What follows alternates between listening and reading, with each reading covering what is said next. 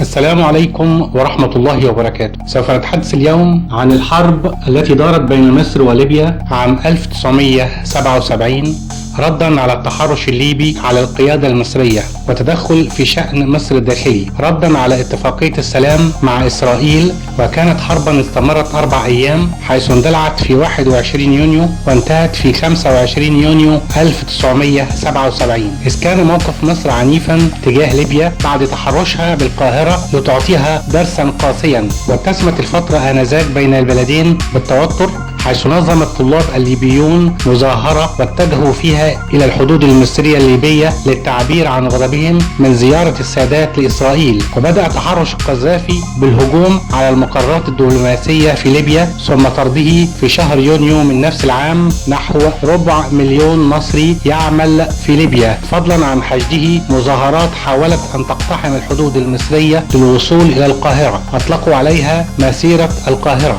كما أمر القذافي بضرب مدينة السلوم الحدودية المصرية بالمدافع، وجاء الرد قويا من السادات حيث بدأت العمليات العسكرية في 21 يونيو عام 1977، ودخل الجيش المصري ليبيا وهاجم الطيران المطارات والقواعد العسكرية التابعة لنظام القذافي. ولم يكن هدف السادات احتلال ليبيا، بل كان راغبا في إعطاء درس للقذافي وإثبات أن مصر التي دخلت 4 حروب خلال 25 عاما فقط لا يصعب عليها قهر من أهانها. وفي يوم 24 يوليو تصاعدت الهجمات المصرية كتحضير للهجوم البري، حيث تم شن أكبر غارة جوية ضد قاعدة ناصر. وبالرغم من ذلك الهجوم المستمر من الجو ل3 أيام، لم يقم الليبيون بتوزيع قواتهم الجوية في تلك القاعدة، ولم يتم عمل أي إجراء لإخفاء الطائرات أو حمايتها. وبالرغم من النجاح المبدئي في غارات 24 يوليو، ورغم أن قوات الصاعقة المصرية كانت لا تزال في المطارات الليبية، أعلن الرئيس السادات وقف إطلاق النار بشكل فوري. واستغرب معظم المراقبين مثل هذا القرار، حيث عكفت مصر على إبلاغ القنوات الدبلوماسية بأن العملية العسكرية ستستمر حتى إسقاط العقيد القذافي.